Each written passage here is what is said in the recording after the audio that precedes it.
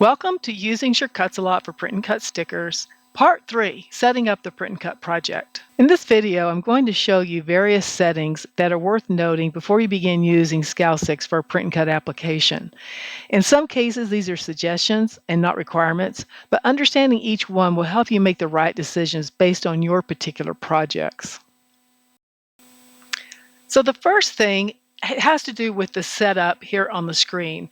As you know, the default is like a 12 by 12 mat. But let's say that there's another way of looking at this, which is I don't care about the mat because basically when you do a print and cut on any of these camera cutters, your printout can go anywhere you want to on the mat. It's, it can be at the top, it can be at the bottom, it can be in the middle, anywhere you want it to be. So instead of this portion here looking like a mat, I'm going to make it look like my printout. So I'm going to turn off the show grid because your printout doesn't have a grid on it. And then for mat size, I'm going to change this down to custom size. And one thing to keep in mind is that elsewhere in the software, you may see the word page used. In fact, I'll show you later a place where the word page is used. Page and mat are basically the same thing. It all depends on how you want to look at it, on the screen. So here, let's say I'm going to be printing from, let's say 8 by 10 photo paper. So in this window, I will change this from 12 by 12 to 8 by 10, and then I can save it as a preset, and I can just name it anything I want to. In fact, I'll even call it 8 by 10 photo. There we go. Okay, so now then this becomes part of my drop-down menu that I can select anytime I want to use it. So again, the nice thing about that is that now then I know this is my entire working area right here. And to me, that just makes a lot of sense.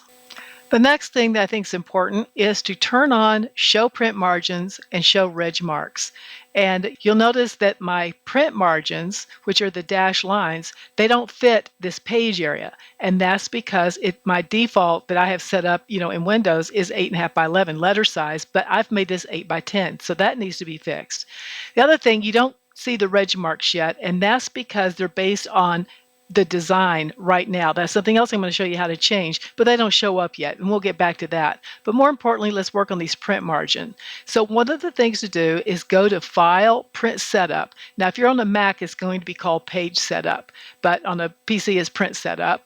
And then in this window, check your size. And so with the size set to 8.5 by 11, I need to change that to 8 by 10. And then, of course, if I was using some other, custom size that's just different from anything in this menu, then I would go back and I would change that.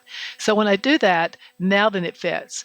But there's something else you need to check, especially if you're on a PC. Under File, Print Setup. Let's say I had a different choice here. I'm going to go back to, this is my default that I set up when I was connected via USB. When I do that, notice what it says under Type. It says Microsoft IPP class driver. If I stuck with this and I was using my USB connection, then what would happen is that my reg marks would print with a different spacing than what they are in the software. That's just something that happens because it's using a generic driver instead of using the Epson driver. So if you see that, you need to go online and Google whatever your printer model, brand and model is, and then Google for the free driver to download and install. Also, if you ever have problems with your reg marks not printing in the correct locations, you might need to update your driver as well if you've had that printer installed for a long time. And then, of course, under Properties, this is where you would be setting up all of your various settings. Let me go back to the other one because actually, because that's the Microsoft one. Let me come back here to my regular Epson one. See here, it matches. Look for that type in name. So then under Properties, do not turn on borderless. Now, lots of people think, oh, I'm going to have borderless. That just gives me so much more room. You're not going to need it. Now, if you absolutely positively are convinced you're going to need it, then you need to contact me because there's going to be another setting you're going to have to find. And that setting is under, again, in that setting, it gets used by different terminology depending on the brand of printer, and it also gets placed in different locations. It might be on a different tab. It might be on a different tab and under Advanced. In this particular Epson that I have, it's located under Settings. It's called Expansion, but again, that's going to change. And if I used borderless, I would have to minimize that in order for it to work correctly. Otherwise, if I leave it at, like a medium or standard, or again, the terminology energy, the setting, everything can vary based on the printer. And if you don't change it, what happens is it moves everything outward. And so then, because it's trying to fit, whatever you have is trying to fit it to a borderless, location. And when it does that, the spacing changes, and then the camera cannot locate the registration mark. Okay, so the best thing to do is not use it. And then again, I'm going to show you why you really don't need it. So now I'm going to import a design, and I'll use my crab image here that I like so much. And then you'll notice as soon as I import it, now I see the reg marks, and that's because I have the show reg marks type turned on, and also because the reg marks are currently tied to the image. And that's something that will be changing later in the video so that it gives you more freedom in terms of where the reg marks are going to be located. So I'm just going to turn them off for now. And now then, let's come in here, and I'm going to add my two shadow layers. So let's come over to Effects, and I go to Shadow Layer, and I'm going to show you how to add both of them at one time, which is something I started doing in the other video, and then I kind of went off on a different tangent. But let's go ahead and increase this up. And of course, I turn on blackout shadow so I don't have like any little interior parts. And then one of the things I can do is right here with this layer cut. Oh, let's also turn on print plus cut outline, because that's going to automatically turn the original outline into a print only layer so that I don't have to worry about it cutting, because I really just want the two outer cuts to be made. So I've got my first one, which is going to be the one I'm going to assign as score later on, so it will only it will only cut at a lower force. And then, but I'm going to go ahead and do a second one, and that's going to be the one that's going to be the full cut. Now, for easy peel stickers, you don't need that to be nearly as large. And so what I'll do is I'll come back here, and I'm going to see this little layer size variance. As I make that smaller, it will shrink in that outer one so that it's not quite as big as the original one. So it just kind of gives you, options. Now, I realize I see color here, but as soon as I click on OK, because I have this marked here, it's going to remove the fill color. So now then I have, my original image, and then I have these two outer ones. Now this original, now over here on the layers panel, let's open up the two groups. Okay, I've got the shadow layer group, which now has my two different cut lines. It has the inner one, it has the outer one, and you can just click on them to see which is which. This is the smaller one. So the smaller one, this is the one I want to kiss cut. So I'm going to change it to score. Okay, then the outer one, the larger one, this one is set to print plus cut only, which is what I want because I don't want it to draw. Now, remember again, I mentioned in the last video that if I have it set to score, no problem, it's not going to print. It's only just going to cut, and it cut at that lower force. And then print plus cut only means it'll cut at the higher force that I set. Although, just as an aside, you can reverse those two. Your score can be your higher force, or in your print plus cut only can be your lower force. You have that freedom to do things the way you want to. So don't think that's an absolute. So then, and then of course up here, this cut line, this original cut line has been set to print plus cut print only. And so since it has no stroke, it's not going to print anything, and it's not going to cut. It's basically going to do nothing. And then your print layer, of course, will go ahead and do the print only. So those are basically now assigned correctly to do the project. So the next step is to cut everything. Now I might want to go ahead and put all of this up here into the into this one group, so that it's all grouped into one, kind of like one layer together. So I'm just going to drag these shadow layers up here into the cut line. Now, one thing you need to take note: whichever one is on top is going to define the size of the shape. And so I want the outer, usually the outer shape is what you want to know in terms of sizing. So I'm going to make sure it's on top of the other one. Also, you can name these, like I can double click and I can change this one to score. Okay, and then this one up here, I can double click it, and let's say I call it full cut. And so that will help you keep these distinguished one from another. All right. And then again, because this one's on top inside this group, it defines the overall size. So now that I can close this, and so I have my entire, single sticker all grouped together as one layer.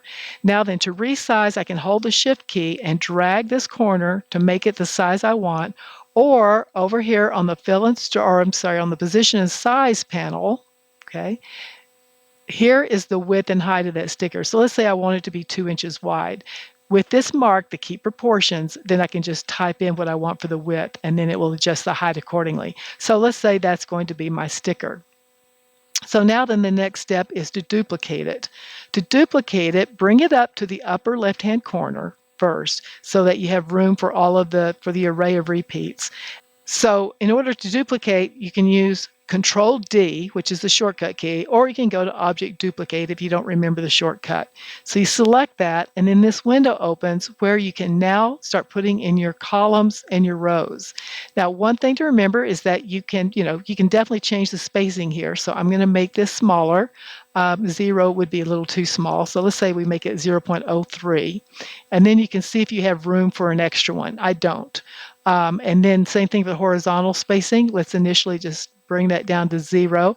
And see, with 0, it's going to work because of the fact that based on the way the cut lines are shaped, I can fit that in that way. All right, so then once I have those, then I go ahead and click on OK. Now, if I want some extra ones to fill in, then I can just select a few of these, hold the Alt key and drag over. All right, and then I'm going to rotate them, which is over here on the position and size panel. I'm going to rotate them, okay? And now then I can drag these down here to fill in this extra space if I'm trying to, make the most of the space that I have available, okay? And then one thing that you don't have to worry about, and I'm getting ready to do the reg mark segment, but one thing you have a lot of freedom here with Insure Cuts a lot. Your cut lines can go beyond that dashed line, which is your printer borders. Let me turn that off. These can go, but for example, I could bring this up here and I could bring it all the way up and even go beyond that border a little bit, as long as the print part, which is the crab itself, as long as it's inside the dashed line all the way around, then that's perfectly fine. So in this particular case, I'm not really pushing limits, but sometimes with your stickers, you could be pushing limits in terms of trying to fit in as many as you can to make better use of your material. So now let's move on to the reg mark settings. So reg mark settings are accessible in two places. They're under Cutter settings, or alternatively, if you already happen to be in the Cutter window, then you can just click on Settings right here, and it will also open up this same window. Now, as I mentioned earlier, and as you saw, I didn't have any reg marks showing until I had brought in an image. That's because the reg marks were based on a round design. It makes more sense well, let me take that back. If you're only doing a half a page and you want to kind of save the other half of the page, then it makes sense to use a round design so that your reg marks won't be up here in the corners of your printout. Otherwise, you can make them based on the print bounds, which is based on distance from this dashed line, or based on page bounds. And page bound gets, I've mentioned how mat sometimes gets referred to as page. Well, this is a place where that happens. Your page bounds is the white area here. And so that's based on the distance, could be based on the distance from the page bounds.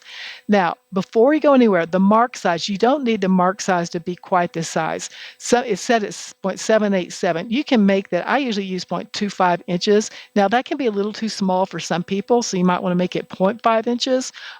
But that's part of your freedom to make it what you want to. Just don't make them too terribly small. But actually having them larger doesn't mean they're necessarily going to be found faster. That's one of the things that the owner of SCAL had told me about how these cameras work, is that they actually find them faster in the photo if they're not so big. So that's definitely opposite to how an optic eye works. And then around design, this also, I'm going to change this based on printout, which is what I typically use. And then I'm going to make this say 0.25 also. And then click on Save. And now then let's turn on reg marks. Oh, it canceled. I forgot I was in that window. Turn on Show Reg Marks. And now you can see where they're located. Now, again, if you needed to be further out, you can do that. And that's why I was talking about the borderless printing, is that you can move these all the way out to 0.1 or even less. The only issue you might run into is that sometimes the camera can get confused between the corner of a reg mark and the actual grid of the cutting mat. But there's a workaround for that also. You can always add paper, I call them paper corners. Some people just cut little strips of paper to put into the corners. I actually cut out corners and then kind of keep them handy. And so you can do that, and then that will then allow that kind of extends the white area so that the camera doesn't get confused. So one of the things I forgot to do before I made the duplicates, and I should have, was to use the preview to confirm that everything looks correct in terms of show cut lines. My show cut lines, the outer line is red. That's correct. The show score lines is in green. That's the inner cut. That looks good. And of course, the show printable, this would be what will print. I can turn off the show cut lines and show score lines and see what will print. And it's really good to turn these things on and off. Don't, people have a tendency to want to mark everything in this entire window, turn it all on. But then sometimes you miss information. For example, the cut line, because it's red, I want to make sure I don't see a red line that's being hidden by the printable image by having that on. So keep that in mind also. All right, so now then let's say we're ready to print. There's two places you can print. You can go to File, Print. Okay, and then again, you can still come up here and change any, the properties, the quality or the type of paper or whatever you need to do.